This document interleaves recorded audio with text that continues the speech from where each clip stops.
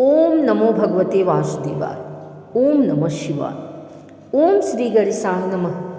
हे भक्तजनों, आज हम आप सभी के समक्ष सनातन धर्म की अत्यंत पावन और चमत्कारी कथा, द्वादशी व्रत की अद्भुत कथा श्रद्धा और भक्ति के साथ प्रस्तुत कर रही हूँ। यह कथा केवल सुनने की नहीं, जीवन को बदल देने वाली कथा है। जो भक्त श्रद्धा से इस कथा को सुनता है, ध्यानपूर्वक इसका मनन करता है और द्वादशी का सम्मान करता है, उसके जीवन से रोग, कष्ट, दरिद्रता, भय और पाप सदैव के लिए समाप्त हो जाते हैं। कथा आरंभ करने से पूर्व आप सभी से विनम्र निवेदन है, मन, वचन और कर्म से पवित्र होकर भगवान विष्णु का स्मरण करें और जय श्री हरि का उच्चारण करें। जय श्री हरि। सनातन धर्म में द्वादशी तिथि भगवान विष्णु को अत्यंत प्रिय है।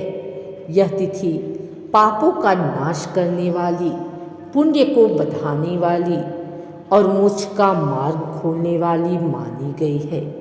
जो मनुष्य द्वादशी का अपमान करता है, उसे जीवन में बार बार कष्ट भोगने पड़ते हैं, और जो श्रद्धा से द्वादशी का व्रत करता है, हरि नाम का स्मरण करता है और दान पुण्य करता है, वह इस लोक में सुख और परलोक में वैकुंठ को प्राप्त करता है।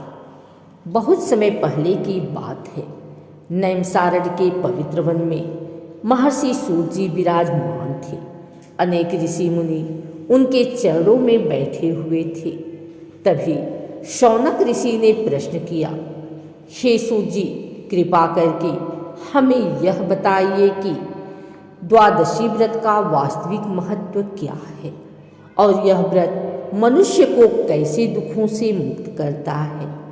सूत जी बोले, हे ऋषियों, आज मैं तुम्हें द्वादशी की ऐसी अद्भुत कथा सुनाऊंगा जिसे स्वयं भगवान विष्णु ने देवताओं को सुनाया था।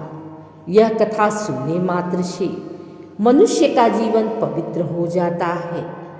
प्राचीन काल में हरिपाल नाम का एक धर्मपरायण राजा था।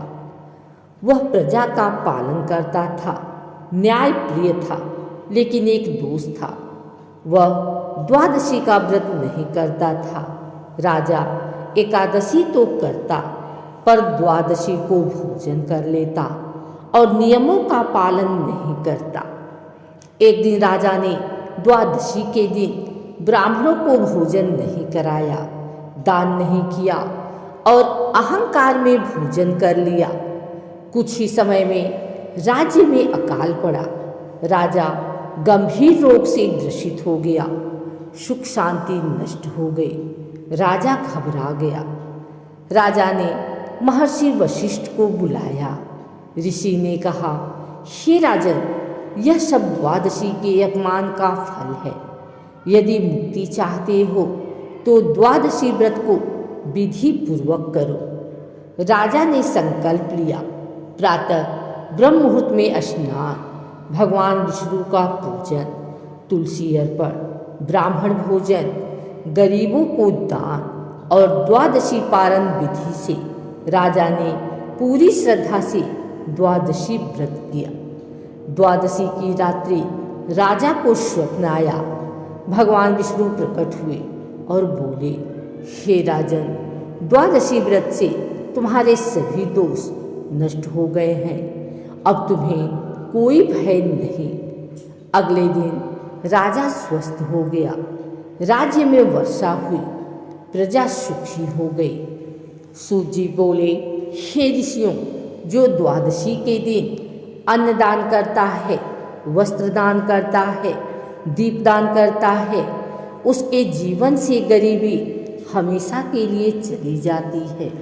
जो स्त्रियां द्वादशी का व्रत करती हैं, तुलसी पूजन करती हैं, भगवान विष्णु का स्मरण करती हैं, उन्हें अखंड सौभाग्य, संतान सुख और पारिवारिक शांति प्राप्त होती है।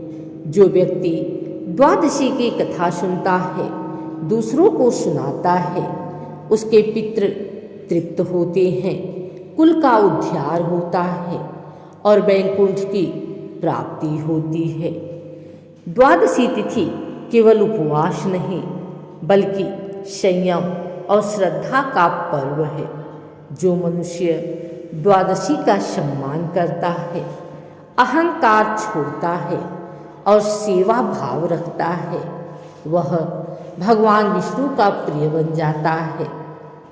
जो भक्त इस कथा को पढ़ता है, सुनता है और सुनाता है, उसे 100 एकादशी व्रत का फल, गंगा स्नान का पुण्य और मोक्ष की प्राप्ति निश्चित रूप से होती है। इसी के साथ द्वादशी की अद्भुत कथा संपूर्ण हुई। भगवान विष्णु आप सभी की मनोकामनाएं पूर्ण करें। ओम नमो नारायणाय। जय श्री हरि।